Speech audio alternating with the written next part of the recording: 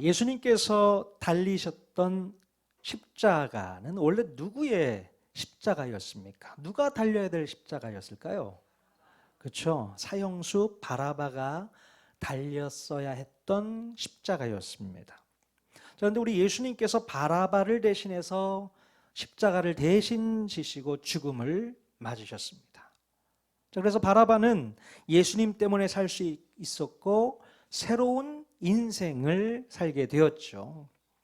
마찬가지로 우리 예수님께서는 사형수 바라바와 같이 죽어야 할 죄인된 바로 우리들을 위해서 죽음을 대신해 주셨어요.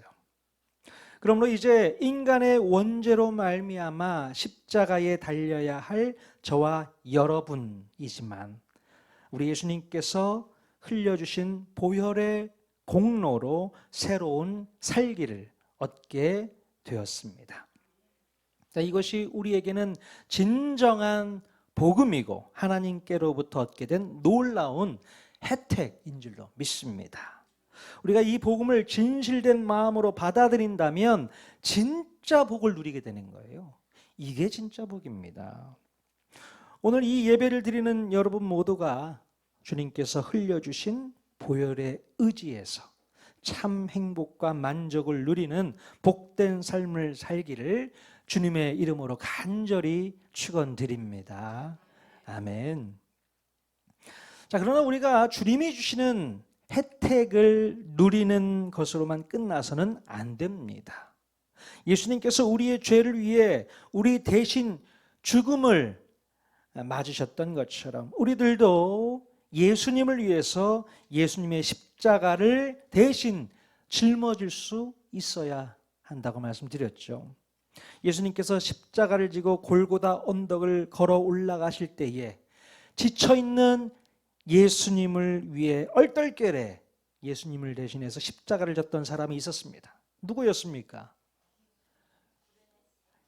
구레네 사람 시몬이었죠. 물론 시몬은 예수님이 어떤 사형수인지도 모른 채 억지로 십자가를 지게 되었었어요. 어쩌다가 자기가 예수님의 피와 땀이 묻어있는 십자가를 대신 지고 가야 했는지는 몰랐지만 오히려 그 십자가 때문에 시몬 자신과 또 그의 가족들 모두가 새로운 인생을 살아갈 수 있는 놀라운 계기가 되었습니다. 자, 그 이후로 시몬은 안디옥 교회에서 복음 전도자로서 중요한 역할을 맡게 되었고 또 그의 아들 누구예요? 루포와 그의 아내는 사도 바울의 편지에 이름이 거론될 정도로 복음으로 영향력을 미치는 복된 삶을 살게 되었습니다. 자, 여러분 오늘 우리들도요 예수님의 그 십자가를 대신 지고 나아갈 수 있어야 합니다. 물론 예수님을 위해 십자가를 대신 진다는 것이 한없이 부담스럽고 고통스러울 수 있지만 이것처럼 복된 일이 없기 때문에 저와 여러분 모두가 도전할 수 있기를 바랍니다. 예수님은 우리의 죽음을 대신하시고 우리는 예수님의 십자가를 대신 지는 아름다운 협력과 연합의 관계가 우리의 인생을 지금까지와는 완전 다른 모습으로 놀랍게 변화시켜 주리라 믿습니다. 아멘. 우리 옆 사람에게 이렇게 한번 인사했으면 좋겠어요. 예수님의 십자가를 내가 지고 가겠습니다. 예수님의 십자가 제가 지고 가겠습니다. 한번 인사 한번 해보십시오. 이렇게 선포하십시오. 예수님의 십자가를 제가 지고 가겠습니다. 네. 어려운 선포인가요? 제가 인사말을 잘 고려해서 앞으로 만들어 보도록 하겠습니다. 참 어렵다. 예수님의 십자가를 내가 지고 간다. 하지만 여러분 도전해 보십시오. 구레네 사람 시몬 예수님의 십자가를 대신 지고 갔더니 엄청난 삶의 변화가 찾아왔잖아요.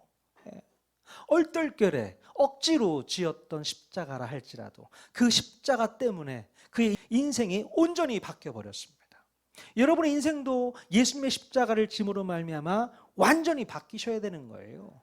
예나 지금이나 똑같은 인생 살아가시면 무슨 재미가 있습니까? 별거 없어요. 그러나 예수님의 십자가를 짐과 동시에 여러분의 인생은 새롭게, 놀랍게 변화되고 바뀌게 될 줄로 믿습니다. 자, 그렇다면 예수님의 십자가를 구레네 시몬처럼 내가 대신 지고 가겠다고 결심하고 도전한 사람들에게는 어떤 변화의 모습들이 생겨나게 될까요? 자, 오늘 본문의 말씀을 통해서 우리가 함께 나눠 보도록 하겠습니다. 자, 예수님께서는 금요일 오전 9시에 십자가에 달리셨고 오후 3시에 운명하셨습니다. 자, 그런데 태양빛이 가장 밝아야 할 낮 12시에 어떤 일이 일어났었는가? 자, 누가복음 23장 44절 45절 같이 읽겠습니다. 시작. 때가 제6시쯤 되어 해가 빛을 잃고 온 땅에 어둠이 임하여 제9시까지 계속하며 성소의 휘장이 한가운데가 찢어지더라. 네. 때가 6시쯤 되었다는 것은 오늘날 우리의 시각으로 환산하면 낮 12시를 의미합니다. 오늘 우리의 시각에서 6을 빼면요, 그 당시 유대에서 쓰는 시각을 알 수 있게 되죠. 반대로 유대에서 쓰는 시각에서 6을 더하게 되면 오늘날 우리가 쓰는 시각으로 환산할 수 있게 되죠. 자, 그러면 여러분께 질문 한번 드려볼게요. 예수님께서 운명하신 제9시는 오늘날 몇 시입니까? 그렇죠. 6을 더하니까 15시, 오후 3시가 되는 거예요. 잘 아시겠죠? 자, 그런데 예수님께서 십자가에 달리시고 난 후 낮 12시쯤에 태양이 빛을 잃게 되고 어둠이 임하게 되어 거의 3시간 동안 흑암이 진행됩니다. 그리고 오후 3시쯤에 우리 예수님은 십자가 위에서 운명하시게 되고 바로 그 순간 성전의 휘장이 자동으로 위에서 아래로 찢어지게 됩니다. 여러분, 이 부분은 구약 성경에서 이미 보여줬던 사건을 마치 재현하는 듯합니다. 아니, 구약 성경에서 언제 이런 모습이 있었나 생각해 볼 텐데요. 자, 구약 성경에 보면 흑암이 임했던 사건이 언제 있었을까요? 기억나실까요? 흑암이 임했던 사건. 네. 출애굽을 앞두고 모세의 9번째 재앙이 무슨 재앙이었어요? 흑암의 재앙이었습니다. 자, 흑암 재앙이 한참 동안 진행되고 나서 또 그것이 끝나고 난 다음에 드디어 6월절 재앙으로 초태생들이 다 모조리 죽게 됩니다. 자, 그러고 나서 결국 애굽의 바로가 항복을 하게 되었고 히브리 민족은 애굽을 탈출할 수 있게 되는 것이죠. 자, 그리고 나서 히브리 민족이 마주대한 것은 눈앞에 보이는 홍해 바다였습니다.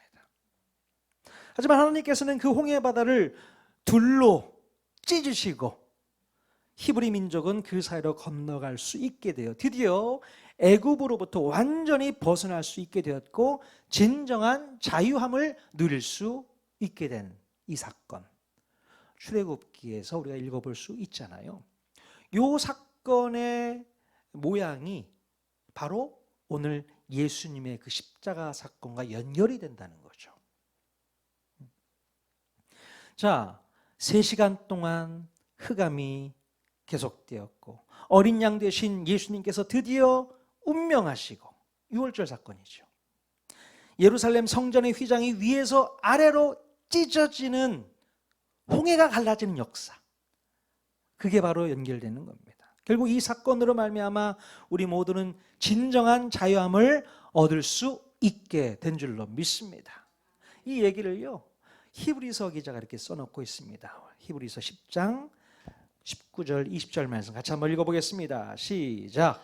그러므로 형제들아 우리가 예수의 피를 힘입어 성소에 들어갈 담력을 얻었나니 그 길은 우리를 위하여 휘장 가운데로 열어놓으신 새로운 살 길이요 휘장은 곧 그의 육체니라. 예, 휘장은 곧 그의 육체니라. 예수 그리스도의 몸이 찢어지신 거예요. 여러분 그때 당시 휘장은 그냥 단순히 커튼 정도가 아니었습니다. 한 뼘 정도 되는 두께의 휘장이었어요. 그게 위에서 아래로 찢어진다. 사람이 할 수 있는 일이 아닙니다. 예수님께서 운명하신 순간 바로 위에서부터 아래로 찢어졌다.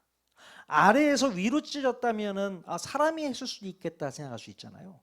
근데 위에서부터 아래로 반으로 찢어졌다. 하나님이 하신 겁니다. 그래서 우리가 그 휘장이 찢어진 상태에서 지성소로 담대한 마음으로 나아갈 수 있게 되었다는 것입니다. 이제 우리가 하나님께 담대히 나아갈 수 있게 된 줄로 믿습니다.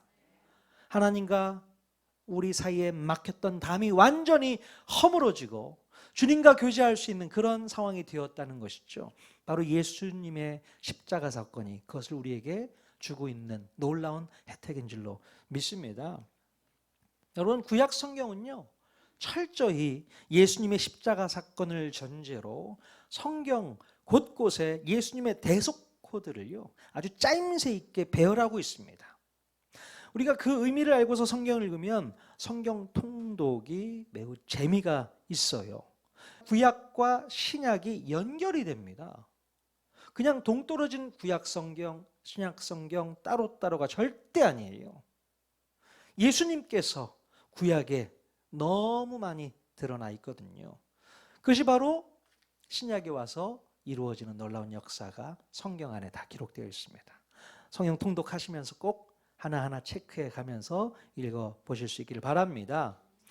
자, 다시 오늘 읽은 본문 말씀으로 돌아와서 보면 누가복음을 쓴 저자 누가는 한 사람을 소개하고 있습니다. 자, 그는 바로 사내들인 공회원 소속으로 되어 있는 아리마대 지역 출신의 요셉이라는 사람이었어요. 산헤드린 공회 들어보셨죠? 산헤드린 공회는 유대의 자체기구 단체입니다. 정치기구 단체예요. 그래서 비록 로마의 속국으로 있지만 유대 안에서 벌어지는 모든 정치를 이 산헤드린 공회에서 처리를 했었어요. 근데 이 아리마대 지역 출신의 요셉이라는 사람이 이 산헤드린 공회원에 속해 있는 사람이었습니다. 자, 이 요셉은 어떤 사람이었는가? 우리가 다시 한번 말씀을 통해서 확인해 보기를 원합니다. 누가복음 23장 50절에서 51절 말씀 같이 읽겠습니다. 시작. 공회 의원으로 선하고 의로운 요셉이라 하는 사람이 있으니 그들의 결의와 행사에 찬성하지 아니한 자라. 그는 유대인의 동네 아리마대 사람이요 하나님의 나라를 기다리는 자라. 네, 이 저자 누가는 아리마대 사람 요셉을 선하고 의로운 사람이라고 평가하고 있습니다. 성경을 통틀어서 요셉이라는 이름을 가진 사람들이 성경에 몇 명이나 등장할까요? 동명, 몇인? 한 3명 정도가 등장하죠. 애굽의 총리였던 요셉이 있고요. 또 예수님의 육신의 아버지 요셉. 자, 그리고 오늘 아리마대 사람 부자 요셉. 이렇게 3분이 있습니다. 자, 오늘 본문에 나오는 요셉은요, 놀랍게도 예수님을 신성모독죄로 정죄했던 사내들인 공회의 공회원 중에 한 사람이었습니다. 자, 그런데 더 놀라운 것은 이 사내들인 공회의 결정에 대해서 요셉은 찬성을 했다는 거예요? 찬성을 하지 않았다는 거예요? 예, 반대했다는 겁니다. 예수님을 십자가에 못 박아 죽이는 것은 반대했다는 겁니다. 물론 적극적으로 공회의 결정에 손을 들고 반대 의사를 표현했던 것인지 아니면 마음속으로만 반대 의사를 가지고 있었는지는 정확하게 나오지는 않습니다. 왜냐하면 다른 복음서에 보면요, 이 요셉이 예수님의 제자였지만 유대인들에게 자신의 신분이 알려지는 것을 두려워했다라고 기록하고 있는 구절이 있어요. 자, 우리 요한복음 19장 38절 말씀 같이 한번 읽어보겠습니다. 시작. 아리마대 사람 요셉은 예수의 제자이나 유대인이 두려워 그것을 숨기더니. 예. 자, 요셉이 어떻게 예수님을 따르는 제자가 되었는지는 모르지만 자신의 신분이 사내들인 공회원의 신분이었기 때문에 자신의 정체를 드러내기가 쉽지는 않았던 모양입니다. 그때 당시 공회원들은 예수님을 잡겠다고 혈안이 되어 있었고 심지어 예수님을 죽여서 없애는 것에 동의를 하던 무리였기 때문에 이 요셉은요 도무지 입을 열어서 내가 예수님의 제자다 말을 못했던 거예요. 이해가 되십니까? 내가 예수님의 제자다. 그래서 나는 예수님이 십자가에 달려 죽는 것을 반대한다. 산헤드린 공회와 한 70여 명 있는데 그 와중에서 손 들고 나는 반대합니다. 이렇게 말을 못했다는 거예요. 이해가 되시겠어요? 아마 저와 여러분 같아서도 쉽게 내 자신의 정체를 드러내기가 어려웠을 것 같습니다. 물론 지금 이 자리에도 예수님을 믿고 교회를 다닌다고 하면서도 믿지 않는 사람들에게 자신이 그리스도인임을 드러내지 못하는 분들이 혹 있을지 모르겠습니다. 그런 분들은 손 한번 들어보세요. 나는 정체를 아직 드러내지 않고 있습니다. 자, 산헤드린 공회원이었던 요셉은요 용기가 없었고 또 자신이 없었던 것 같아요.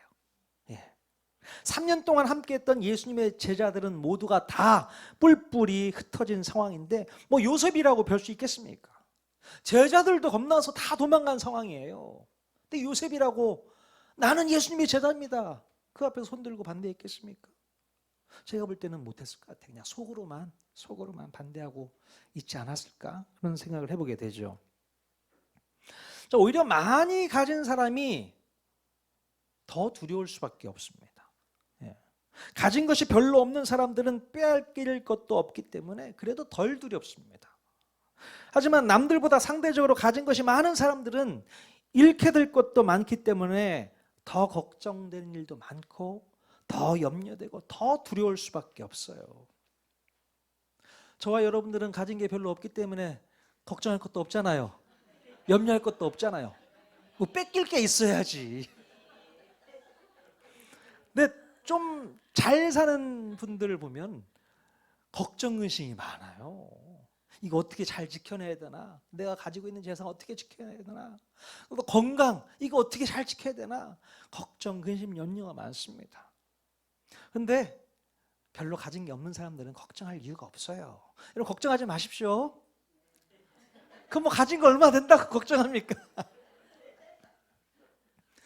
요셉은 가진 게 많은 사람이었어요. 부자였습니다. 권력도 있었고 명예도 있었고 그거 한꺼번에 다 잃어버리면 어떡합니까? 안 되잖아요. 그러니 쉽지 않은 선택이었던 것이죠. 자, 그런데 요셉에게는요 남들에게 없는 이 독특한 신앙의 자세가 있었습니다. 어떤 신앙 자세를 갖고 있었는가? 아까 읽었던 51절에 보면요. 51절 한번 보여주세요. 자, 그는요 바로 하나님의 나라를 기다리는 사람이었습니다. 하나님의 나라를 기다리는 사람. 그럼 그때 당시 산헤드린 공회원들 대부분은요 하나님의 나라에 대해서는 별로 관심이 없었습니다. 그들의 관심사는 오직 자기들의 나라, 그들만의 세상을 꿈꾸는 것밖에는 없었다는 것이죠. 내 뜻대로 내 마음대로 좌지우지할 수 있는 그런 나라 하나 만들고 싶었던 겁니다. 바로 산헤드린 공회원 사람들이 그런 사람들이었어요. 하나님 나라 관심도 없어요. 내 나라 하나 만들고 싶은 거죠. 내 뜻대로, 내 원대로, 내 방법대로 좌지우지할 수 있는 그런 나라, 그런 게 통하는 나라 하나 만들고 싶다. 그 생각밖에 없었다는 겁니다. 자, 오늘날에도 보면 많은 정치인들 가운데 자기들만의 세상을 이루고자 부단히 애쓰고 힘쓰며 노력하는 정치인들이 얼마나 많이 있습니까? 겉으로 볼 때는 국민들을 위해 애쓰는 것 같은데 실상은 누구를 위한 거예요? 공공의 이익을 위한 정치를 꿈꾸기보다는 자기들 뜻대로 그냥 벼락펴락 할 수 있는 그런 자신들만의 나라를 만들기 위해서 부단히 노력하고 있는 것을 볼 수 있게 되죠. 자, 그런데요, 예나 지금이나 다 똑같은 일이 벌어지는 이런 정치판에서 하나님의 나라를 진정으로 꿈꾼다는 것은 정말로 보기 드문 일이고 하나님께서 기뻐하실 일이 아닐 수 없습니다. 바로 요셉은 진심으로 하나님의 나라에 대해서 관심이 많았고 그 나라가 이루어지기를 꿈꾸는 진정성 넘치는 정치인이었다고 우리가 볼 수 있는 것입니다. 자, 그런데 이제 이 요셉이 그 모든 두려움과 조롱과 멸시를 물리치고 행동하기 시작합니다. 어떤 행동을 했을까요? 누가복음 23장 52절 말씀 같이 읽겠습니다. 시작. 그가 빌라도에게 가서 예수의 시체를 달라 하여. 놀랍게 변화된 모습을 볼 수 있게 되죠. 자신의 정체가 드러날까 두려워서 숨고 있었던 이 요셉이 빌라도에게 가서 예수의 시체를 달라고 하는 겁니다. 마가복음에는요, 요셉이 당돌하게 빌라도에게 들어가 예수님의 시체를 달라고 기록을 했습니다. 당돌하게. 여기서 당돌하다는 표현은 헬라어 원어로 보면 두려움 없이 용감하게 라는 뜻을 가진 단어로 쓰여 있습니다. 이 산헤드린 공회원이었던 부자 요셉은 예수님의 십자가 처형 과정을 지켜보면서 바로 이분이 이스라엘이 기다리던 진짜 메시아였음을 확신할 수 있었던 것 같습니다. 또 이분이 정말 의인이었다라고 고백했던 한 백부장이 있었잖아요. 예수님의 십자가 처형을 주도했던 그 백부장도 그렇게 고백했습니다. 이분이 정말 의인이었구나, 메시아였구나라고 고백하는 것, 성경에서 우리가 볼 수 있잖아요. 아마도 이 아리마대 사람 요셉도 십자가 그 진행 과정을 살펴보면서 마음 가운데 이런 확신이 있었던 것 같습니다. 이분이 진짜 메시아다. 메시아다. 그래서 이제 뒷일은 생각하지 않고 당장 예수님의 장례를 치르기 위해서 커밍아웃 했던 것입니다. 믿음의 커밍아웃. 어쩌면 그는 자신의 정체가 드러나는 순간 자신이 가지고 있었던 모든 명예와 권력과 재산과 목숨까지도 한꺼번에 잃을 수 있는 그런 상황이 될 수 있다는 것을 알고 이 일을 하게 되는 것입니다. 일단 자기가 속해 있는 산헤드린 공회원들로부터 비난을 받게 되겠죠. 그리고 왕따를 당하게 되겠죠. 아니, 너는 어떻게 그런 행동을 할 수 있어? 우리의 반역자 저 예수를 위해서 어떻게 시신을 달라고 하며 그를 장례를 치를 생각을 다 하고 있나? 산헤드린 공회원 내에 또 아는 친구들도 있을 거 아니에요. 지인들도 많이 있을 거고 그들로부터 욕을 먹겠죠. 그리고 자칫하다가는요, 로마에 대한 반란을 주도했던 예수를 두둔한다는 이유로 예수님이 받았던 형벌을 똑같이 받을 수 있는 그런 상황이었습니다. 실제로 로마 총독 빌라도는요, 아리마대 요셉의 이런 행동에 대해서 이상하게 여겼을 확률이 높습니다. 도저히 이해할 수가 없는 일이죠. 심지어 자기와 가족들을 위해서 바위를 파서 만든 아주 값비싼 새 무덤까지 예수님의 장례를 위해서 아낌없이 내어준다는 것이 놀랍게 느껴졌을 것입니다. 얼마나 비싼 무덤이었을까요? 바위를 파서 만들었던 새 무덤이었어요. 아무도 써보지 않은 그 무덤. 부자들이 돈을 엄청 들여서 나중에 자기가 장례를 치르게 될 그 무덤을 마련해 놓잖아요. 이 아리마대 요셉도 그 무덤을 자기를 위해서, 가족들을 위해서 만들어 놓는 거죠. 근데 그것을 아낌없이 예수님을 위해서 드렸다는 겁니다. 이해할 수 없는 것이죠.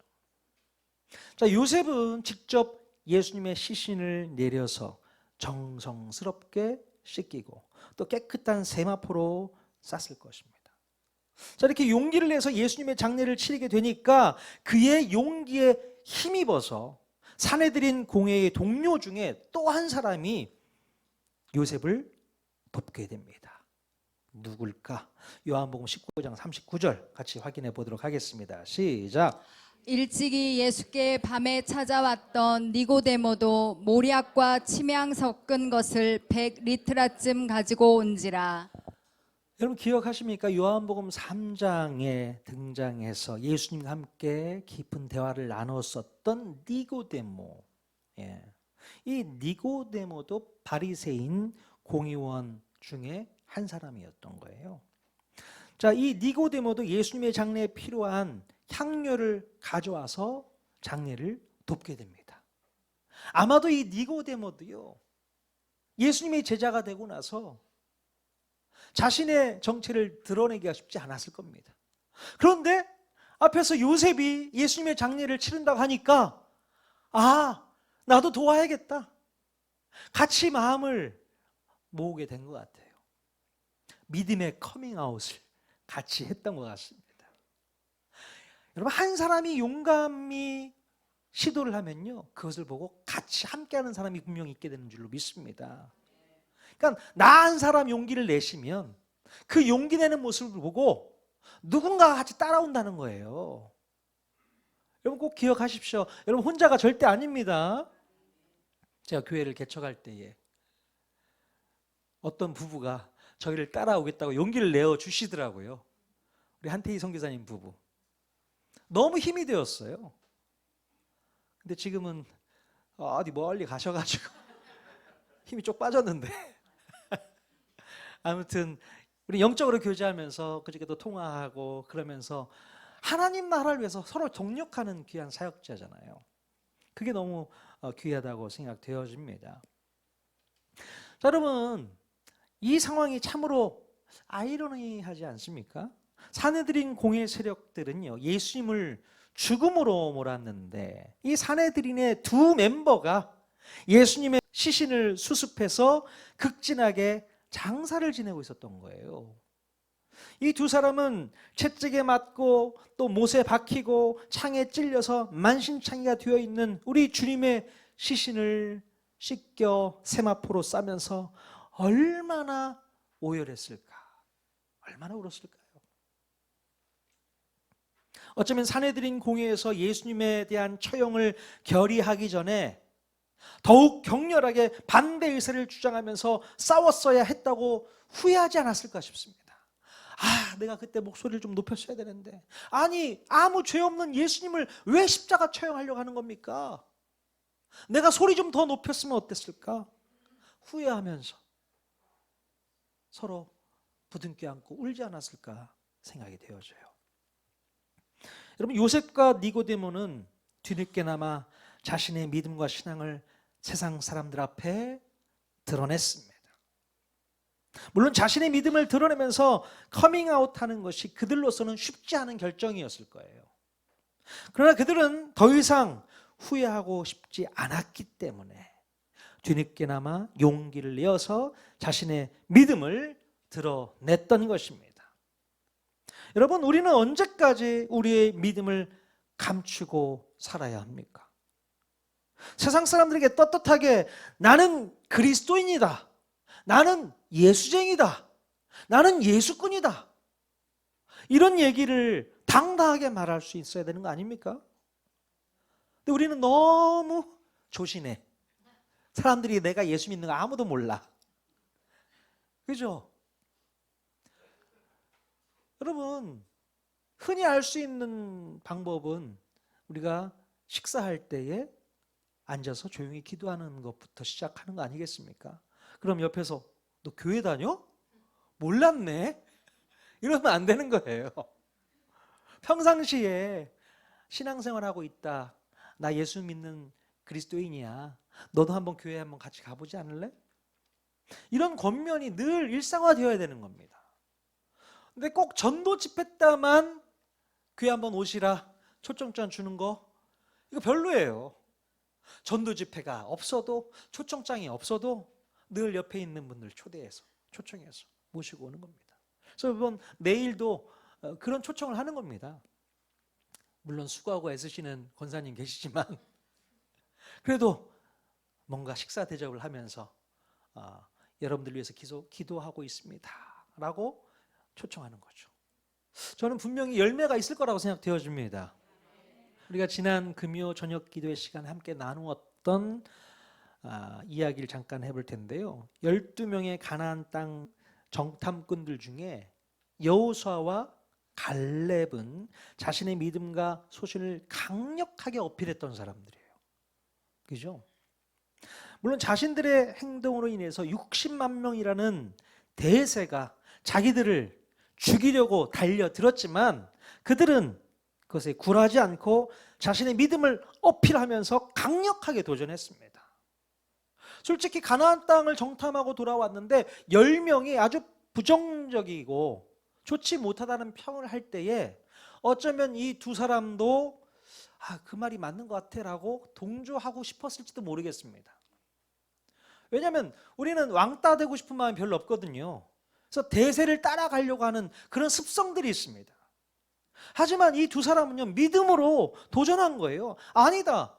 그 땅은 하나님께서 우리에게 주신 땅 아니냐. 그러니 환경이 좋지 못하더라도 믿음으로 도전해야 된다. 도전해야 되는 거죠. 자, 어떤 일이 벌어졌어요? 사람들은 10명의 말을 듣겠습니까? 두 사람의 말을 듣겠습니까?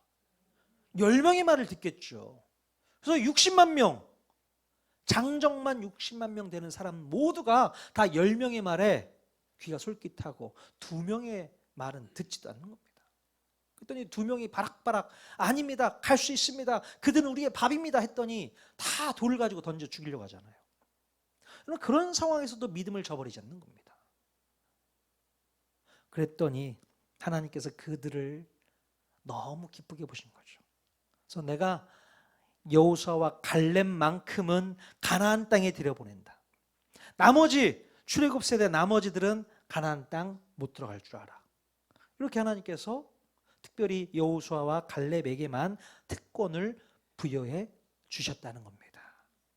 여러분, 똑같은 상황이 오늘날에도 펼쳐지고 있습니다. 오늘 우리에게도 이런 믿음이 필요한 줄로 믿습니다. 하나님께서 그 모습을 보고 계세요. 여러분들이 어떻게 말하고 어떻게 행동하고 어떻게 선택하고 결정하는지를 오늘도 보고 계신다는 말씀입니다. 그냥 숨어서 조용히 아무 일 하지 않는 그런 그리스도인, 아무 일 하지 않으면 아무 일도 안 일어난다면서요. 그러나 그리스도인으로서 뭔가를 하셔야 되는 거죠. 드러내셔야 되는 겁니다. 나의 믿음을 드러내셔야 되는 겁니다. 그래서 사람들이 볼 때에 저 사람은 크리스찬이야, 그리스도인이야. 그러니 그것이 부담스러워도 하셔야 되는 겁니다. 왜 자기를 드러내지 못할까? 자기 자신이 그런 삶을 살지 못하기 때문에 드러내지 못할 때가 많이 있는 것 같아요. 아니, 너 그리스도인이라면서 어떻게 그렇게 교통법규를 잘 위반하고 다니는 거야? 그 소리가 너무 듣기 싫은 거잖아요. 그래서 우리는 원래 그냥 다니는 거죠. 가끔 보면 승용차 뒤에 익투스 물고기 그림 붙이고 다니는 차량 많이 보고 계시죠? 다 교회 다닌다는 표시거든요. 네, 저는 일부러 안 붙이고 다닙니다. 혹시 몰라서 오해할까 봐 대놓고 그렇게 이제 드러내놓고 안 다니는데요. 여러분, 그러나 여러분들 여러분 삶 가운데 믿음을 드러낼 일이 있으면 반드시 드러내셔야 됩니다. 그게 우리 주님께서 우리를 바라보시면서 원하는 모습이지 않을까 싶습니다. 니고데모와 요셉, 너무 늦었습니다. 좀 더 일찍 서둘러서 내가 예수님의 제자다라고 고백하면서 자신의 믿음을 드러냈다면 어땠을까? 여러분, 늦지 마십시오. 계속 숨기지 마십시오. 드러내십시오. 그것을 주님이 기뻐해 줄 줄로 믿습니다. 여러분, 예수님께서 우리가 죽어야 할 죽음을 대신하셨음을 믿으십니까? 예. 우리에게 그런 믿음이 정말로 있다면 우리들은 예수님의 십자가를 대신 질 수 있는 믿음이 살아나야 되는 거예요. 내가 예수님의 십자가 나도 한번 대신 져버리라. 주님이 나를 위해 죽으셨다면서, 그러면 나도 우리 주님을 위해서 뭔가를 해야 될 텐데 그 십자가 한번 대신 져보자. 그런 믿음이 있어야 되는 거예요. 자, 그 믿음은 세상 사람들 앞에서 부끄러워하지 않고 온전히 드러내놓고 믿는 믿음으로 드러나야 되는 겁니다. 자, 이 부분을 사도 바울이 한 번 더 권면하고 있습니다. 로마서 말씀 마지막 같이 한번 읽어 보도록 하겠습니다. 1장 16절 말씀 시작. 내가 복음을 부끄러워하지 아니하노니 이 복음은 모든 믿는 자에게 구원을 주시는 하나님의 능력이 됨이라. 예, 내가 복음을 부끄러워하지 않는다.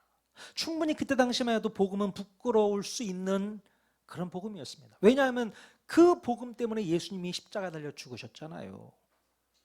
세상 사람들은 그것만 기억하는 겁니다. 능력 없는 예수. 그러나 부활하신 예수님을 알다면 부끄러워할 수가 없는 것이죠. 그 부활하신 예수님께서 모든 믿는 자들에게 무엇을 주신다고요? 구원을 주시는 하나님의 능력이다라고 믿는다면 우리는 절대로 부끄러워하지 않습니다. 오히려 자랑질하고 다니는 거죠. 나 예수 믿는 사람이야. 너도 한번 예수 믿어봐. 나처럼 행복한 인생 한번 살아봐. 이렇게 도전할 수 있어야 되는 겁니다. 여러분, 믿음 숨기지 마십시오. 예, 용기를 내시고 당당히 예수님을 선포하십시오. 그러면 하나님께서 여러분의 인생 가운데 더 복된 인생으로 이끌어 주실 줄로 믿습니다.